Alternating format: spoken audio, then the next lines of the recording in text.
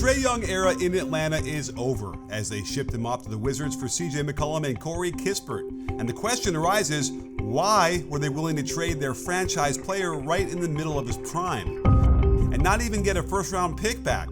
What could have been so wrong that they realized they needed to get rid of him? After all, Young won the Rookie of the Year award, is a four-time All-Star, led the league in assists last season, and helped carry a team to a conference finals not that long ago. A big part of what makes him so valuable is his elite floater game. He really has unlimited range as he takes off from outside the lane on 1 foot in the face of a good contest to drop it through.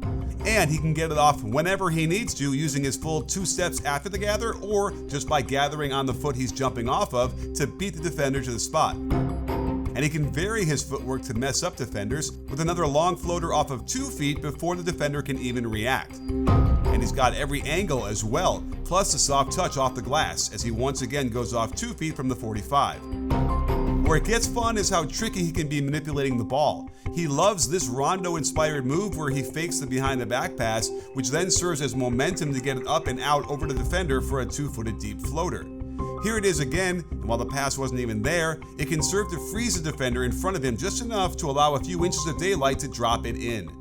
It's such an important part of his game that he's routinely among the league leaders in floater frequency and in the top 20 of field goal percentage. And if the fake behind the back pass wasn't tricky enough, he loves to nutmeg guys, as it not only gets him right by Wendell Carter Jr., but embarrasses him in the process of creating one of the more open floaters he'll get. And to top it off, he almost single-handedly forced a rule adjustment because of how well he'd pull up so quickly and instead of float forward, just jump straight up, catching defenders making all manner of contact to his backside for obvious fouls that had to make it even more frustrating to try and guard this guy. As long as he's not overtly hurling himself into the defender, it's a shooting foul, and he's been an expert at this for several seasons. And that brings us to his passing. Oh, his passing, which may be his best attribute. He might be the best lob passer in the NBA, and it's related to his floater game because defenders simply can't assume he's going to shoot it. Lopez has to track Young, and he can either shoot the floater or just put it up for the roller to finish. Bam gets caught in between the ball and the roller because of that floater, and with athletes like Okongwu, it doesn't have to be all that accurate. He sets everything up the same way to appear like a floater, and his teammates know to be ready on their cuts since he'll find them every time. His reaction time is incredible as he spins and is able to assess the floor quickly enough to know that he can draw the big man help and the cutter will be open on the weak side, putting the ball on time and on target. But that's not the only place we see incredible vision. Despite being maybe 6'2", he is able to instantly recognize the defender is out of position and throw this 50-foot pass perfectly for an easy deuce. Unclear how he could see this pass in the face of a double team by 2 taller and longer defenders, but he can recognize instantly that the help rotates to the flasher, and that means someone should be there on the backside for this absolutely perfect pass. His ball reception speed is also lightning quick, as you can collect the dribble and then release the pass before the defense has a chance to react. And it's not enough that the quickness is there, but that the passes are so accurate as well. But it was clear that over time, his impact on the overall offense was diminishing. They peaked with the number 2 ranked offensive rating in 21-22, and since then, you could see how he continued to plummet with Young being the heliocentric hub of the offense. And the record had been trapped in mediocrity for his entire career, indicating that despite his incredible box score output on the offensive end, it wasn't enough to lift them any higher. That said, I feel bad for him because compared to all the other superstars in the NBA, the roster construction around him had to have been one of the worst in terms of how good his teammates have been. The best player he's played with in his career is Kristaps Porzingis, and they barely played together this season, so I wouldn't blame you if you felt that the whole thing has been rigged. And you should feel that way, which is why I want you to delete any sportsbook app you might have on your phones right now. They're a complete scam. Okay, did you delete them?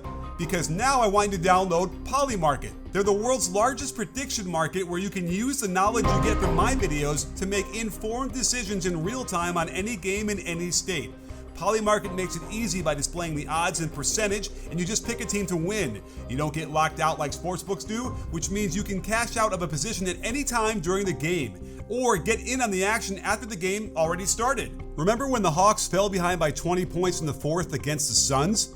This was actually a buy-in moment where you could have gotten a great deal and ridden their momentum all the way back into the game, and they pulled it out at the very end. Here's how simple it is to make a pick. I'm thinking the Hawks will ride the wave and take advantage of no Jokic for Denver for a nice payout. If you win $100 on a sportsbook site, they'll take around $9 in fees. But Polymarket matches you up with someone else in a true market, so they'll only charge you 1 penny on the transaction. Best of all, use my code BBALL and they'll give you $10 free. No credit card, no deposit, nothing. Just make sure to use my code when signing up so you can skip the line and literally get $10 to play with for free. Join the revolution with Polymarket. So it's time to discuss the problems with Trae Young on the court and what made the Hawks feel like he was worth trading so easily. First off, this year we saw the emergence of Jalen Johnson, and the way the game flowed seemed better both aesthetically and based on record, as they went 16-13 without him and 2-8 with him on the court. The two big reasons offensively I'd point to are the turnovers and three-point shooting. Now, it's perfectly reasonable to expect someone handling the ball as much as he does to turn it over at a high rate, but I suspect there was a lack of urgency to many of these that might have frustrated the coaching staff. I mean, I love it when a player can be as creative as possible to connect on all manner of paths, and you'd want to give him the freedom to try anything and everything. But it also leads to the kind of pick-six miscues that can really hurt a team if it's happening in volume. The other concern is that they happen because he's a smaller guard that struggles to get his passes around the longer defenders, which is what the good teams would do to cause problems for Young. There isn't an adjustment for this since he's not going to get taller anytime soon. Now, the reason someone like Curry can get away with turning it over is because he can mitigate the miscues with his elite three-point shooting. And considering Young came into the league as the next Steph Curry, and he is able to hit threes from an incredible range, it's precisely the amount of deep shots he takes that affects his three-point percentage the most. It's not like he's taken heavily contested threes off the dribble more than anyone else. It's just that last year, for instance, almost 27% of his three-point shots were taken from 29 feet or farther. And while it is impressive that he was able to hit about 28% of them, it's going to drag down your percentage greatly. If you remove those shots, he's league average at 36%, but it's still not good enough to overcome the turnovers when you're shooting 8 triples a game. What was frustrating was that despite the Curry comparisons, he didn't function in their offense like Curry. He would almost never get off ball, receive a pin down screen, and get open for easier threes. And the question is, were the coaches not designing their offense to do this? Or was Trae doing his own thing when he was out there? There are so few examples of him coming off screens for good looks that the ones we do see make you wonder why the heck no one was saying, yeah, we got to do this more, a lot more. And if he would have been more efficient from three, it could have opened up more opportunities for everyone, as the Hawks consistently ranked poorly in team three-point percentage during the Trae Young era. Of course, the defense is where everyone wants to point to, and you can definitely find issues. One thing I noticed is that because he's just not that tall, his closeouts aren't very effective to shooters at the three-point line. In the modern NBA, the best way to lower three-point percentage is to challenge in the air, but I suspect that data shows that shorter players have less of an impact and don't disrupt the shooters nearly as much as the taller and longer ones do. And again, there's nothing Trae can do about this except give out as much effort as he can, and I can see why he'd be frustrated by this. There are other subtler things you could detect. I decided to go through the worst defensive game of the Hawks season where Trae played, and a few clips stood out. Right off the bat, he gets beat over the top and has to gamble for the steal as they get an easy layup in the half court. On this pick and roll, Trae is guarding Okoro but just stops guarding him. He gets confused and thinks Kobe White is his man, and this leaves a wide open shot. On the weak side, he's guarding Kevin Huerter. Now, when the defense rotates, he's responsible for both of these players and has to split the difference. However, if one of them cuts to the basket, he needs to pick that up, which doesn't happen, and he gets lucky Huerter doesn't get the ball, but directly because of his inaction, he's forced to guard a much quicker player in Io, who promptly blows right by him for the nice finger roll.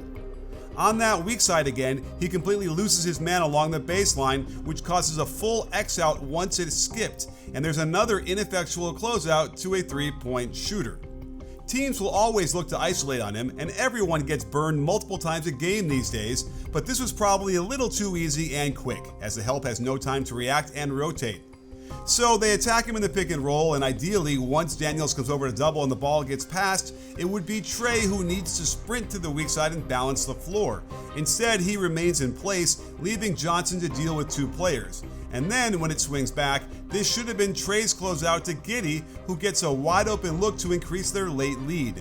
And I imagine it was these types of defensive issues that broke the Camel's back and led the front office to believe that they had to move him and try a different path. They gave it the old college try, but never got him enough help if you ask me. So if we want to point to why the Hawks didn't find more success these past 7 seasons, we can't just point the finger at Trae Young.